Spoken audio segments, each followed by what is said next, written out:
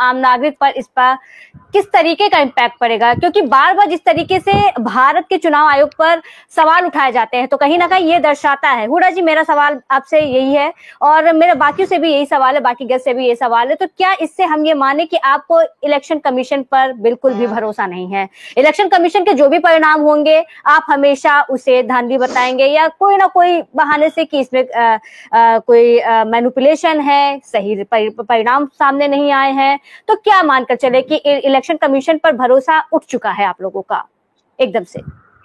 आरिफ जी, देखिए मैं बता रहा हूं आपको, जब रामपुर में चुनाव हुआ था तो रामपुर में माननीय आजम खान साहब हमारी पार्टी के संस्थापक सदस्य रहे, बड़े नेता हैं, उन्होंने इस बात को कहा था, तब कोई विश्वास नहीं। लेकिन जब बाई इलेक्शन आया और बाई इलेक्शन में जिस तरीके से कुदरती में और तमाम जगहों पर एक विशेष समाज के लोगों को डंडे से पीट करके भगा दिया गया बूथों पर, आपने भी कवरेज किया था। और उस वक्त चुनाव आयोग को 40 से ज्यादा शिकायतें समाजवादी पार्टी के माननीय राष्ट्रीय अध्यक्ष जी के निर्देश पर पार्टी ने चुनाव आयोग को लिखी थी, जिस पर से कुछ एक का संज्ञान लिया गया, बाकी का नहीं लिया गया। अभी इंडिया हेट लैब की रिपोर्ट आई है, वाशिंगटन बेस्ड एजेंसी है, उसमें 1165 भाषणों में सबसे सर्वाधिक भारतीय जनता पार्टी के नेता, उत्तर प्रदेश के मुख्यमंत्री माननीय योगी आदित्यनाथ जी 86 भाषणों हेट स्पीच देकर के नंबर 1 पर थे। दूसरे नंबर पर माननीय प्रधानमंत्री जी थे। तीसरे नंबर पर हेमंता बिस्वा शर्मा, गृह मंत्री अमित सिंह जी। चौथे नंबर पे हेमंता बिस्वा शर्मा जी। 5वें नंबर पे टी राजा। और लगभग सारे भारतीय जनता पार्टी के लोग उस सूची में है। 14-15 लोगों का नाम है उसमें, जिन्होंने 5, 7, 10, 15, 20, 25, 50, 86 तक भाषण दिया है, हेट स्पीच दिया है। उसके बाद आप देख लीजिए कि जो लोग देश में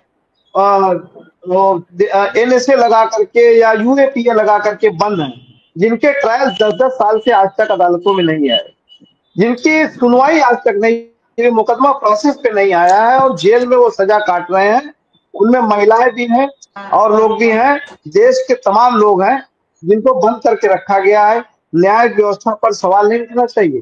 क्या प्रधानमंत्री जी का, भारतीय जनता पार्टी का ये कर्तव्य नहीं है जो सबका साथ सबका विकास का नारा लगाती है कि इनकी सुनवाई कब होगी? वो माननीय न्यायालय से कब निवेदन करेंगे, कब निवेदन करेंगे? सुनिए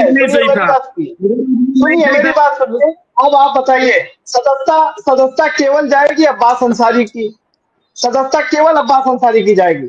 वर्ल्ड की एजेंसी चिन्हित करेगी भारतीय जनता पार्टी के नेताओं के, और अब्बास अंसारी की सदस्यता जाएगी। यह दो रूप का कानून चल रहा है, दोहरा कानून चल रहा है। संविधान, आरक्षण, महंगाई, महिला, युवा, बेरोजगार, किसान, कोई सुरक्षित नहीं है, किसी का भविष्य सुरक्षित नहीं है।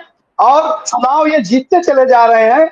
निश्चित रूप से देश के निष्पक्ष विश्लेषकों का कहना यही है कि चुनाव गणित से जीता जा रहा है, चुनाव जनता के वोटों से नहीं जीता जा रहा है, सत्ता अर्जित नहीं की जा रही, सत्ता छीनी जा रही है। यह देश के विश्लेषकों का आरोप है भारतीय जनता पार्टी के ऊपर। इनके लिए नेशन फर्स्ट नहीं है, इनके लिए बीजेपी फर्स्ट है, इनके लिए मोदी जी फर्स्ट है, नेशन फर्स्ट नहीं है इनके लिए।